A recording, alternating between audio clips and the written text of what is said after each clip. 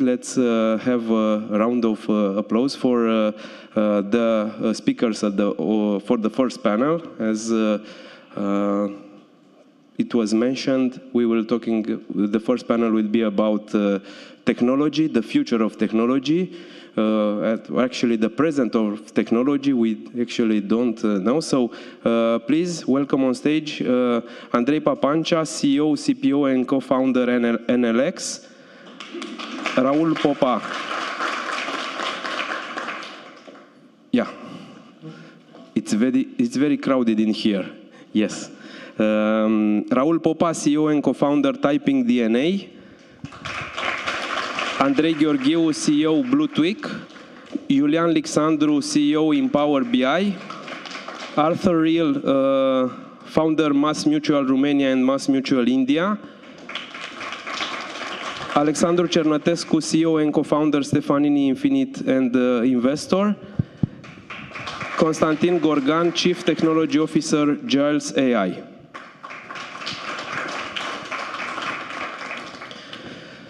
So, since it's the first event that Forbes Romania is doing here, I'm going to show you something. So, the idea is that we usually have like that many bullet points, but unfortunately we have only 1 hour. So, yeah, it will not be very helpful. But what I will need from each of you is, first of all, to keep it short, please, since we have only 1 hour. And we need to cover a lot of subjects. But the first question will be for you, for all of you, to maybe underline one trend that you consider is the most important when it comes to the future of technology. This could be AI, as it was mentioned. This could be expanding abroad. The most important thing from your perspective about the future of tech. I think that all forms of technologies and innovations that are being used for good and not for all the awful things that otherwise we're all accustomed to. Okay, let's go this way, Raul. Yes. I mean, I think it's too obvious. I'm really going to be short. So I think the AI is going to take over in one way or another, and our ability to work with AI in any way, it's really, really important for next, sequence in humanity, or probably the last one. Okay. I will go with education, because I feel that now the trend is generative large language models. A few years back, it was the metaverse, and it will change. That's for sure. The change is a constant. So most probably the most important part is noting the fact that this change is here to, it's perpetual, so we need to stay educated in the field, and I will go with that. I was going to pick education, but since my colleague has already taken it, I will pivot. I think data is going to be incredibly important. I think AI, obviously there's a lot of hype around it. There's a lot of promise around it. I think the brick wall that it's going to hit and we need to get through, it requires clean, consistent data in order to give you good results.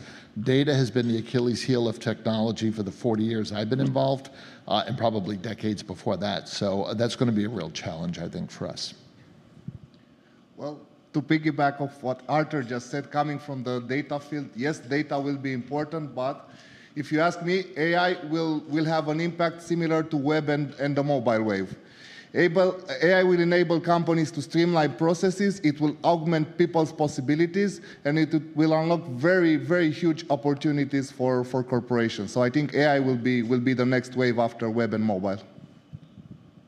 Actually, since everybody picked already a good word, I'm going to stick with leadership, and I will tell you why.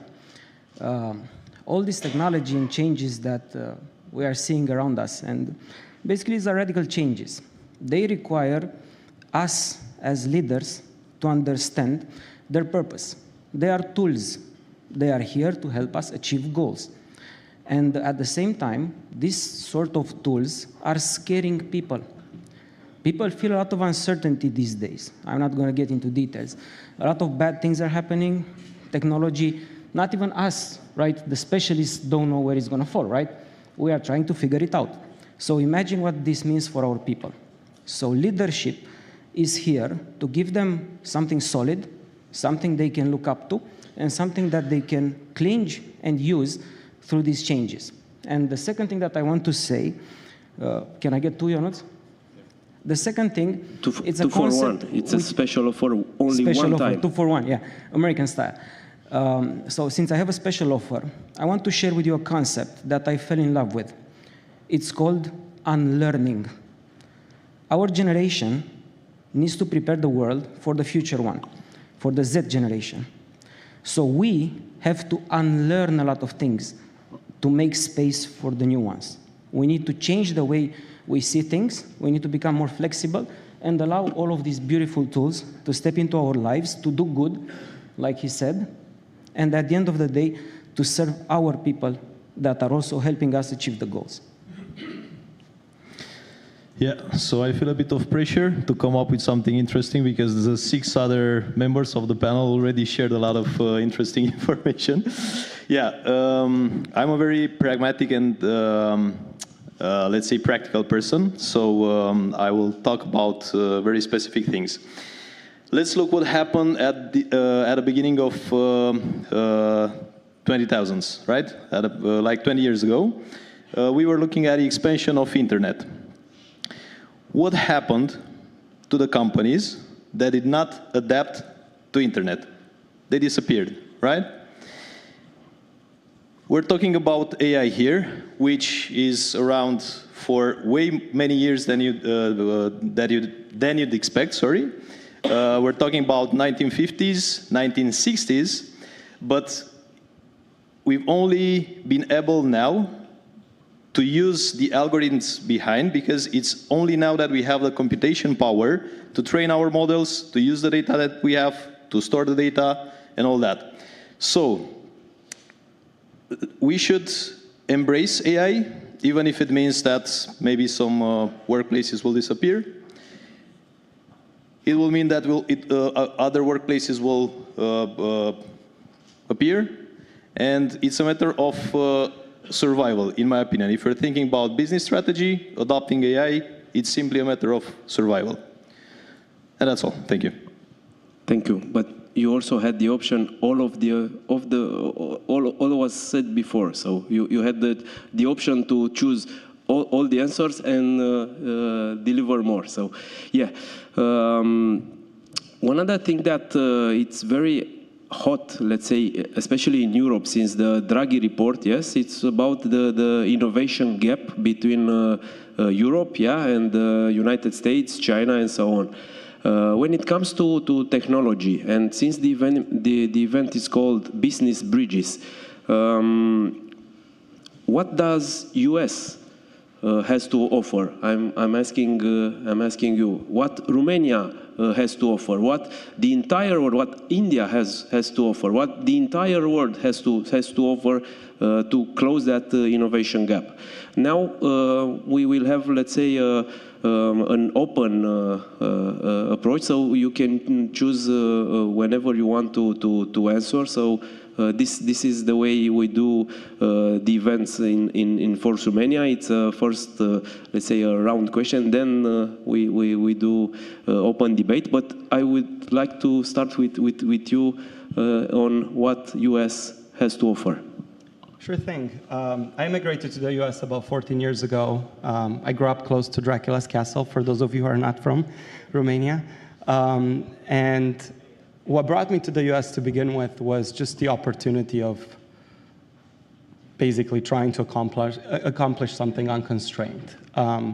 Having talked to my friends who are still in Romania or who travel back and forth, I realized that a lot of those things have changed in the last decade or so. But in particular, within the US, I feel funding is very fluid. There are a lot of dollars moving around across whatever the innovation topic at any given point it is, there's just a lot of dollars ready to be deployed, and I think that's particularly helpful, right? Lots of people have ideas. the best execution always wins, and not all things are successful, right? So it's sort of like the law of numbers that I feel within the United States, based on my experience, have been particularly just fruitful in terms of powering innovation. Raul, let's build on that. So I kind of agree with Andrei. Actually, we're kind of in the same space where startup founders, smaller startups, if you think of like on a big scheme of things. However, they're actually we're part of a WhatsApp group, if you want, for more than 30 Romanian founders that live in New York City and have different businesses. Most of them, I think, they're doing something with AI, so that's actually quite interesting. One of the reasons why we moved here, because not everybody emigrated 14 years ago. I emigrated 5 years ago, and most people, I think, are in one of these two buckets. Okay, and I think the ones that came like 1, 2, 3, 4, 5 years ago, typically had a business that either went very well in Romania and they wanted to scale, or they had a business that had to go global from the very beginning. They developed it as a technology in Romania, like we did. However, we needed funding and traction that you can only accomplish starting from US. I mean, you can debate this. Obviously, you can start from anywhere. However, if you make it in US, then it's much easier to go global, much easier to go and conquer other markets. So these are the two ways I think Romanians get to the US and then are able to expand their businesses and so forth. And then there's also some executives I know, or people that maybe are not co-founders or some sort, but they work in top companies. They came for because they have really good like pedigree. They studied in top universities and so forth. They came here, and once they established, they started building businesses. And there are some Romanian founders like that. So I would say those two or maybe three, types of gaps are filled by Romanians moving here, trying to do business from here, things like that. Not sure if I answered the exact question.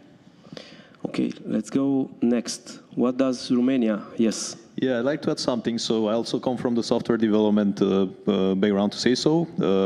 I was part of a big consulting company that was born and raised in Romania, and it started to expand internationally. So what's the take on that in regards to your question? Romania has extremely talented people. The way the educational system is structured puts more focus on the technical aspects of everything. I mean, there are many types of education systems in Romania as well. Like if you think about alternative education systems, but I'm talking about the main one, which is the state system, right? Speaking with my colleagues from abroad, from the UK, from Germany, from other countries, I've seen that the learning curve that they have in schools, especially on the technical area, it's not as steep as it is in Romania. Which, for a kid, it might be difficult at the beginning, but if you look at the outcome, at what they can achieve at 10 years old, at 16 years old, at 20 years old, it's a huge difference. So that's one of the best resources we have available in Romania. Very good technical talent at a good cost, to say so. So the quality over cost is very good. And if you combine the production capabilities, the infrastructure that you have in Romania, with the markets that you have abroad, like United States, like my colleague was mentioning earlier, you have the recipe for success. So to build on that, since we changed a bit the order, since I was lucky enough to be able to do business in more than 30 countries and travel in more than 46, I noticed one thing. Innovation is a function of the environment. It's not a function of the individual. You can be the most talented, creative person, see solutions everywhere. If you're not in the right environment, innovation will not happen. It will not spark. What do I mean by this? The idea is that a good innovation environment needs to be open, must not be afraid to fail. And since we're talking about the education system in Romania, we want to start a petition to forbid professors using the red color on the papers. Even if you do good, you get a 10, like A, it's with the red. That is deeper than the system of education. It's a problem of mindset. It's about being more focused on getting kids to follow their orders rather than getting kids to be free, creative, and come up with their own ideas and personalities. And like I was saying, the innovation gap will always happen if the systems do not get upgraded to allow innovation. Because innovation comes with failure. All the good things that we have done and accomplished, all of us here, we are here because of the 10% success we had. But no, we don't talk about the 90% failures or bad decisions we took. But we were courageous enough not to be ashamed of that, to move further, right? To get up once more than a number of times we fall down. So that is what I think a good system should look like. It's for you to not to be afraid to try new things. Because tools, we have, guys. What we need is the right mindset to use them. I think it's also about regulations. Sorry. So that's a big gap as well. So we're not discussing about Romania, we're discussing more about the European Union. And I think that there's a big difference in how those regions look at regulations. And that's an advantage that US has now. That's a bigger advantage in the Asian markets. But yeah, I think that one of the big things that we need to take a look at whenever we establish a company and play with data, it's also the regulation side and very close look of how this evolves, and that may impact the decisions of changing environments for a business. Yeah, I'd like to build on the last two topics of the innovation gap between the U.S. and Europe. A lot of it is how companies are viewed. If you need to be able to fail not only fast but cheap, the U.S. has a huge edge. And I'll give you an example. I got out of graduate school, decided I never wanted to work for a big company, and that did not turn out very well in particular. But I decided I was going to start a training company. I had $3,600. I formed a corporation. It took me about an hour of time, a week of mail going back and forth to get my business stood up. It cost $100 a year to keep that business in the government filings. Very cheap. And I went off and landed Lotus Development Corporation as my first client, got a bunch of money, and parlayed that into a 10-year career of traveling all over the place, teaching courses in all kinds of companies and universities. So contrast that with my brother-in-law. He lives in Spain, he's a Spaniard, and he decided to start a company. It took 4 months to stand up the company. It cost about $8,000 in notary fees, and there was a $5,000 minimum tax that he had to pay even if he had no revenue, right? That difference with $3,600, I never would have started the company. So I think the ability to start something, if you succeed, you get taxed, but if you fail, it doesn't cost you anything, is skewing a lot of this. Of course, access to capital is huge too. I mean, your point is very well taken.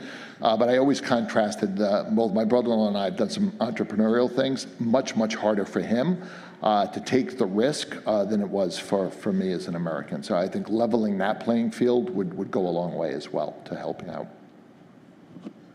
Okay, coming back to the original question, everybody made great points, but to summarize, I think what US has to offer is access to capital, great innovation centers, like you guys here, you do great innovation, and also easier networking than ever. It's, for those of you who worked with a lot of countries, it's the easiest person to network with is an American person. They're very concise, they're up to the business, they will talk to you, they will put everything on the table. Okay, what does Romania have to offer? So, like everybody else mentioned, a great talent pool of IT people. We have a lot of tech hubs now and a lot of startups, and it's a young entrepreneurial environment, but it's growing up.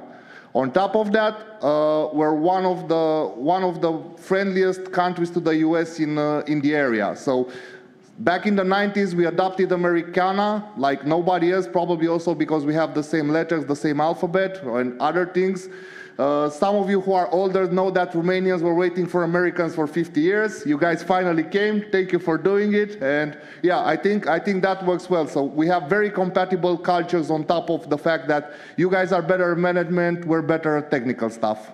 So yeah. As the American who's done things in Romania, I can give you that perspective, and certainly second what was just said. I first went to Bucharest January 2012.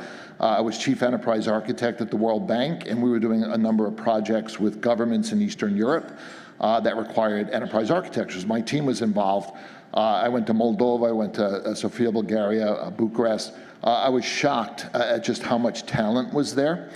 Top quality, highly analytic, problem solvers, and you're right, culturally very compatible with how the US likes to do business. And I lobbied the World Bank to open a center. We had a big center in Chennai, India. I argued we needed a center in Eastern Europe. I favored Bucharest, well, I favored Romania. And the problem I had was the senior leadership in IT were mostly from Chennai, and they were like, yeah, Arthur, we'll get right on that. Don't worry. Hold your breath while we look into it. It took me 7 years, but 2 days before I left the World Bank for MassMutual, they announced they were opening their center in Sofia, Bulgaria, and they have 450 people there today.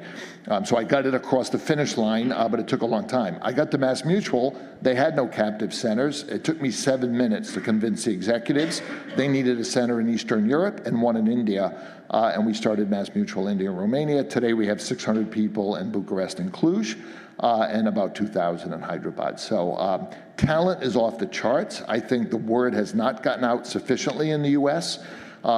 Selfishly, maybe I don't want it to, because the competition will be tough, but it's just amazing how much talent is across Eastern Europe. And if you start looking at size of workforce, cost, geopolitical risk, Romania comes to the top of that list really quickly. And so it's been a great, 12 years now that I've interacted and have been very bullish on the entire region.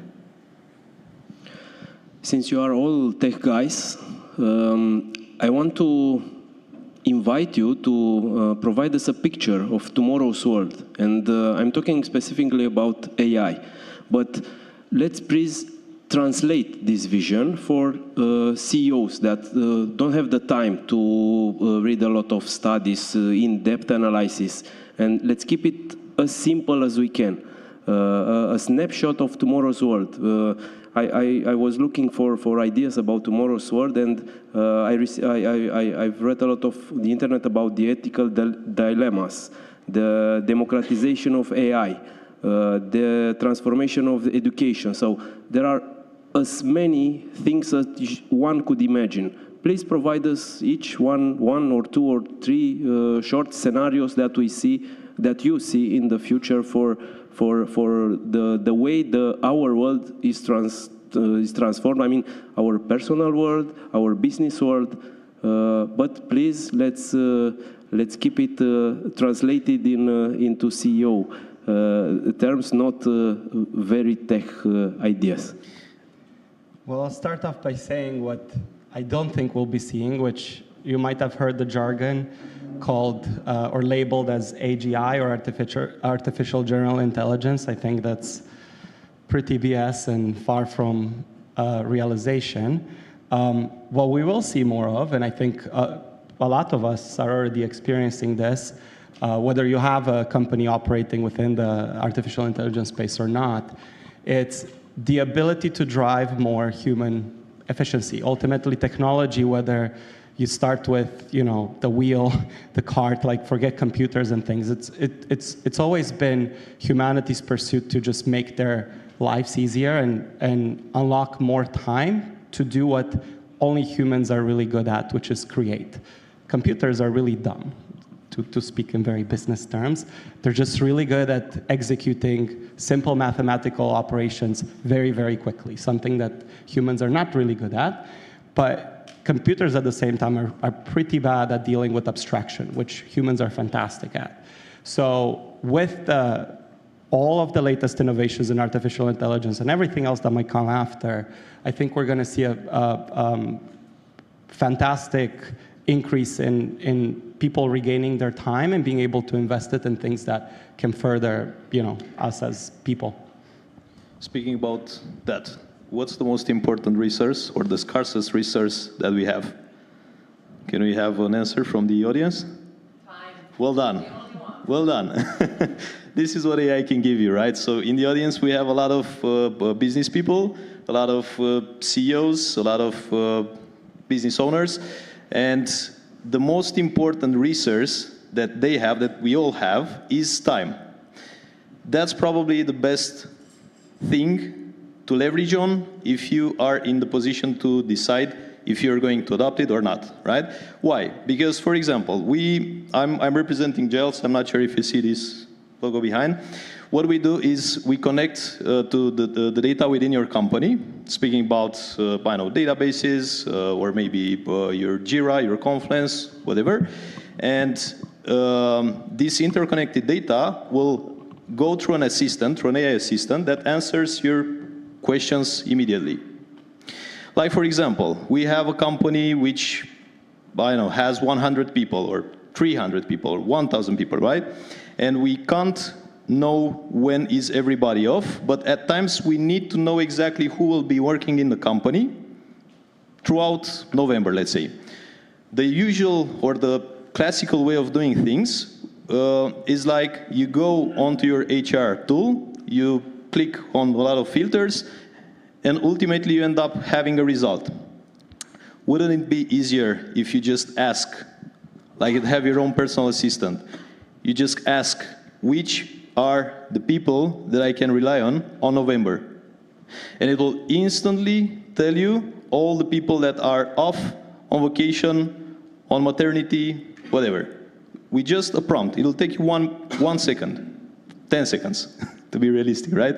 So this is what AI gives us in the future. It gives us time back to do more or to spend more time with our family or friends or whatever. If I can jump in, I will not talk about efficiency, right? I talk about efficiency every day, not today. But I will tell you one thing. People will remain the same.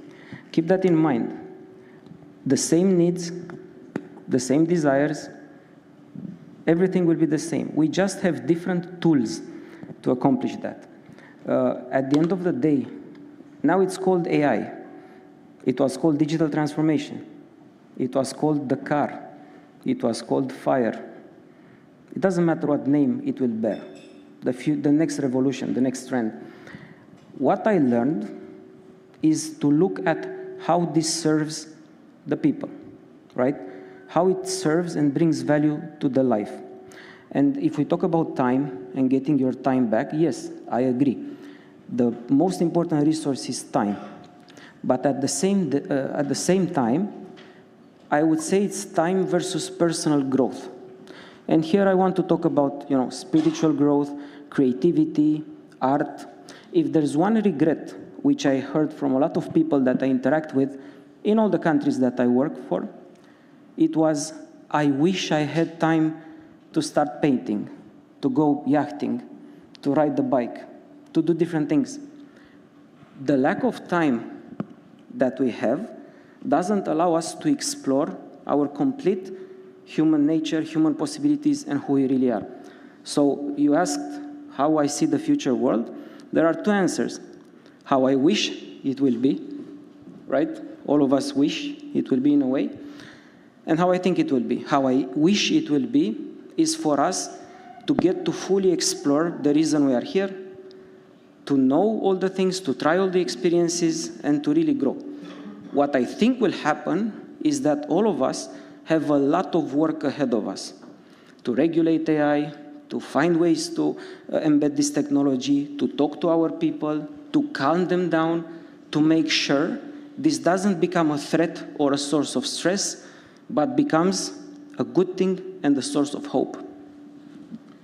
I think one of the issues, a couple things in society, we're going to have a big disruption in the job market. I don't think there won't be enough jobs for people, as some organizations like World Bank are concerned about. We've had those predictions before. There are more jobs today than there ever have been, and then we'll continue to see job growth. The question is, will people displaced be able to take those new jobs, or will they have the capabilities? But I think junior developers, junior attorneys, anyone writing marketing literature, a lot of these jobs or writing articles even for magazines, a lot of these are going to get replaced by AI, and you're still going to need senior folks to check the work that's been produced. But that raises the question, how do you get senior attorneys if you don't have any junior attorneys, right? And when they retire, how do you work that pipeline? So I think there's a lot of society questions that will go in. Whenever there's automation, when they automated weaving looms, 1 million people lost their jobs. We have more jobs today, but can people that ran manual weaving looms go and do the next jobs that are open? And that requires our educational system to do considerable amounts of regrouping and retrenching. I think I look at the deep fake videos. This is hugely concerning. We've already seen how technology has been used to manipulate populations. And that will just be on steroids with AI. I don't know if you've seen some of the deep fake work, but there's one where Donald Trump has got his arm around Kamala Harris and they're shopping for dresses or something, right? And you look at this thing and say, this looks like a real video, and it's completely fabricated. Learning what's real and what's been produced in an artificial intelligence laboratory, I think is going to be disruptive for society as well. That's also a new business opportunity, which people call the industry of truth. If you know, you can create a business which offers this service, which validates a certain video as being valid or not, like authentic or not. And there are companies already making significant amounts of money with this kind of service. It's basically the industry of truth. You just say that's true or not. I wanna, come with a different opinion. I think I'm a very divergent opinion, I would say. There's many... I was expecting one. Yeah, actually there's many people who, and I don't want to contradict any of you, it's just the opinion exists in a market already. It's many people sustain that. Like just a few days ago, Vinod Khosla, which is one of the top tier investors worldwide, came up with the conclusion that 80% of jobs are going away, and by 2030, if I remember correctly, so that's in 6 years, 80% of jobs. So honestly, I mean, if we're talking CEO language, that's really bad. I mean, most companies gonna go bankrupt because people will not have money to buy their product, and that's really bad. And AI will take away many jobs. Okay, there may be some jobs that are new, that require some new skills and stuff like that, but it's not enough. 80% of people will not be needed, and because of that, you see a lot of investments. Just yesterday, OpenAI raised the largest funding round ever raised. And you see this type of things, and you think there's a lot of money in the market, a lot of, prosperity and things like that, abundance. But the thing is, I think a lot of investors, a lot of people, at the top level understand the macroeconomics of people losing jobs and all that, and understand that you either build AIs or you're gonna be, left behind in a way or another. So I think, one thing you can do at this point is to try to figure out AI and how it can help your business so that you, stay longer in the game. I honestly believe there's no good answers at this point. I think, the society as we know is going away. Jobs are going away. Gen Z will not have jobs. I really believe that. And it's we could be optimistic about a few things, but most of the things I think we have to be pretty grim about. About deep fakes and stuff like that. I work in cybersecurity, so my startup works in cybersecurity, and we're now seeing so much increase in identity fraud that was like 24% year to year. And it's something that people don't realize, that we're not safe anymore. Everything can be cloned, how you speak, how you look, somebody can make videos of yourself saying things that are very credible even to people around you. So I think we have to be very, very careful about what we want to choose for the next few years, because this is, I would say, the last 3 years in which we can do something that we really want, in which we can be entrepreneurs in a real way. I think once there's like Peter Thiel has a recent talk in which explains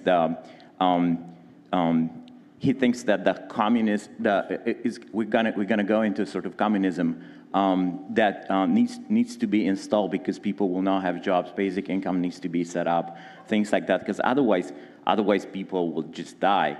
And basically, we have to make AI work for us. And this is something that has to be coordinated at a government level, not at companies are not able to do that because they're set up for profit. So that's a huge deal right there. Yeah. So I would say if you're an entrepreneur, you have a few years in which you can figure out what's going to be next, and you have to be very careful about these predictions, I would say. That's grim. Yeah, and touching on, just one more. So touching on AGI, yeah, we may not have AGI. We don't need to. Like what we have right now, the LLMs that are right now, and and the technology that we have right now can replace most of jobs already. It's just a matter of integration, how you make it, do certain things, robotics, things like that, automation. But once you put all those things together, things will happen faster, for sure. I'm less pessimistic about that. Look, I've started a couple robotics groups and different companies, and the ROI always looks like, hey, we're going to eliminate 35 FTEs worth of work through these bots, and that's a much bigger number in savings than the license costs for the robotic software. And I said, all right, fine, here's a piece of paper, write the 35 people we're going to lay off. That paper always comes back blank. Why? We did free up their time, right? It used to take 6 minutes to do a change of address on an insurance form. The bot does it in 8 seconds. You can subtract the numbers, multiply by the number of transactions, divide by 2,000 hours a year. That's an FTE, a number. But in the end, you freed up people from doing some mundane work. There's always more work for them to do, right? Capacity is always outstripped by the amount of work to do. So this has been predicted a number of times. Like I said, weaving looms, other automations and manufacturing, and yet there's still plenty of jobs to go around. I think they're going to be different jobs, and the question will be, is your workforce capable to take those opportunities and make them work? But I don't see. But you're in good company. The World Bank predicts 12 hours a week will be the number, and they're preaching this basic income. But government has no money, is what it comes down to. I'm a dyed-in-the-wool capitalist. It has no money. So eventually you run out of other people's money to pay that income, and it falls apart. So I don't think that's going to be a solution either. Just one quick comment. So in 2016, I guess it was, I had a TEDx talk in which I said almost exactly the same things, just that at that point, like AI as we know it was not around at all. Almost people laughed at me. In 2019, I've been in a major panel on AI in European Parliament, where I recommended stuff that is now in the AI Act, and I'm seeing these things, working back from to what I think is going to happen, and I've been looking at this for more than 10 years or so. Actually, I'm building AI. 10 years ago, I was building AI when most people didn't know what it is. And I think what you're saying makes sense if you're looking at it incremental. Most technologies, most innovations only change things incremental, creating new jobs and stuff like that, and it makes sense. However, this is a completely different type of event that I think will change the world as we know it significantly, and we're not prepared for it. Sorry. No, we get to see what happens. I'm looking forward to it, right? See how it unfolds. My 2 cents here. So in terms of AI, I think that we still are not educated, or the mass population is not educated about it. So when we say AI, what we actually say, it's a big umbrella of different technologies. So looking at large language models, which are the most used by general population now, those are placed by Gartner at the top of the hype cycle. So most probably, as per their prediction, we will see a decrease in hype in the next few years.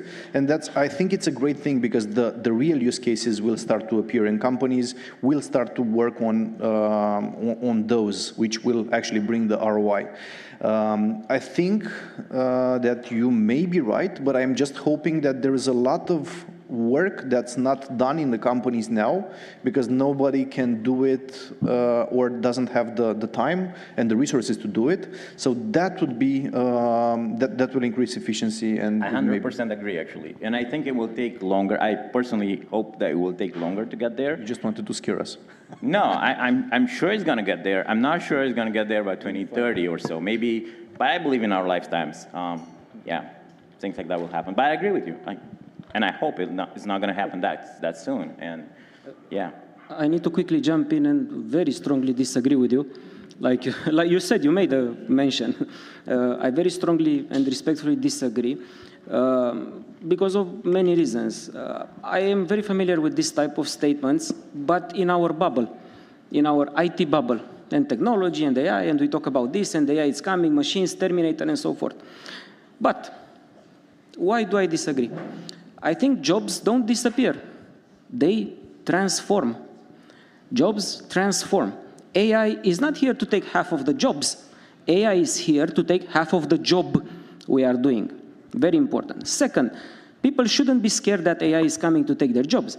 They should be, however, scared of people using AI better coming to take their jobs. You see the difference and the nuance, and I truly believe that. And third, if AI is coming everywhere, I wish you good luck eating food cooked by AI, you know, fields and agriculture done by AI, real estate built by robots, you know, handcraft jewelry done by robots. It's never going to happen. Jobs will transform, value will be added by people for the people, but we will work in a more comfortable way because of AI, right? The problem with strong statements like this is the following. You know how algorithms work, right? They get more viral. So sadly, our people, our employees, hear information like that. We're all going to die, AI is coming, Terminator, end of the world. And that is not good. And it is our duty as leaders to take this type of information, process it in a more balanced way, and forward it to our people. And of course, always use our positions as voices of the industry to make sure a balanced message gets out. So that is why I strongly disagree with this. I think things eventually will be better. And again, you shouldn't see AI as trying to replace people. AI will just augment our capabilities. You know how an engine or a car just works in horsepower, AI will just work in brain power. So instead of doing repetitive stuff, instead of people, millions of people complaining that the job is just sucking the life out of them, all of that part will be gone. So it will be automated, it will be done by AI. This will free people to be more creative, to focus on the more interesting parts of the job, and you will still need people that check the AI. So you'll need a lot of AI supervision. So those jobs will appear as well. Then you'll have your prompt engineers and all of that. So I think a huge ecosystem will be built around AI jobs. And a little story I have. So we actually implemented an AI tool that predicts sales and creates inventory proposal for a retailer. And I was talking to the manager, and he was telling, hey, look, what's going to happen to all the jobs in my department? Will they be gone? Now we have people that do it manually. So we built it in. It predicts with an accuracy of about 95%. The rest of 5%, people still have to do it manually. No jobs were lost. Those people were freed. They increased their productivity, and now they actually hire more people in that department. So maybe it's an isolated story, but I've seen it a lot of times where you get technology, you optimize the processes, you increase productivity, and you create new money for new jobs that otherwise could not be covered by the budget. So I wouldn't go into saying AI will replace us, for sure. We need to wrap it up, but just... One last mention. Yes. Have you seen the Tesla autonomous trucks? You know what's the most popular occupation worldwide? Being a truck driver. It'll be gone soon. Yeah. And of course, that's a dream job. To carry merchandise everywhere, and that's a dream job, and all of a sudden, the dream jobs are gone. Yeah. See, this is Guys, exactly how the discussion is. We need to wrap it up, but in just, please, a couple of words, one recommendation for the business owners and the CEOs in the room, in order to be more competitive, to be more from the technological part of view. One recommendation, but make it very brief. Just a couple of words, please. Work backwards from any problem you're trying to solve and ground whatever you're trying to do in practicality. Don't try to overblow the solution and whatnot. Just try to make incremental change, and over time, you'll actually make very meaningful impact to your business and the bottom line. I mean, there's many things you can say as a response to your question, but keeping in the topic of the panel, I would say embrace AI would be the best advice at this point. There's definitely others, like what Andrei said is pretty cool. Yeah. Spend some time to make sure that you keep up with the technology and how it progresses. So make sure that you have a time weekly that you spend in studying, understanding the new trends, and seeing what's your competition doing and what are the trends in your particular space and how those technologies evolve. If you're a technology company, I think you do need to embrace AI. You can't afford to be left behind. Non-technology companies keep an extremely close eye on it, but they call it the bleeding edge of technology for a reason, right? It gets bloody. See how it matures and take advantage of the solutions when they become available. Number one thing I would say is educate your workforce on AI. Make sure they embrace it. And second, make sure you have clean and correct data, because if you feed AI garbage, it will return garbage. So make sure your data is very well structured, organized, governed, and yeah. This would be the two things, education and the correct kind of data. So I'll give you two things, one more about the vision and one more tactical. The first one, be open and listen, but head in the clouds, feet on the ground. But be open, more open than ever to listen to new ideas and information, and especially for Gen Z. The way Gen Z has insights and can offer you information about your own company and way of doing things, it's amazing. Now, Gen Z should teach us. It's their turn, okay? So this is one key idea. And the very practical thing that we are doing, especially when we are implementing AI, start with POCs. Start small, but start. Take a process. Automate that, a small process, invoicing. It doesn't matter. Take a small process, start from the POC, and grow from there. Don't think of it as something huge and scary. Start small, and you will get to big results. Yeah, I'm going to direct this to the business owners here. Maybe not everyone agrees, but we are going through a time of transition, and I think, again, who doesn't adapt will simply disappear. So make sure, especially if you're not technical people, make sure you have the right technical partner besides you. Not to bring your business to the next level necessarily, but just to keep up with this exponential growth of what AI means. And that's all. Thank you so much. Thank you very much. I think they deserve a big round of applause. So thank you very much. Thank you, guys.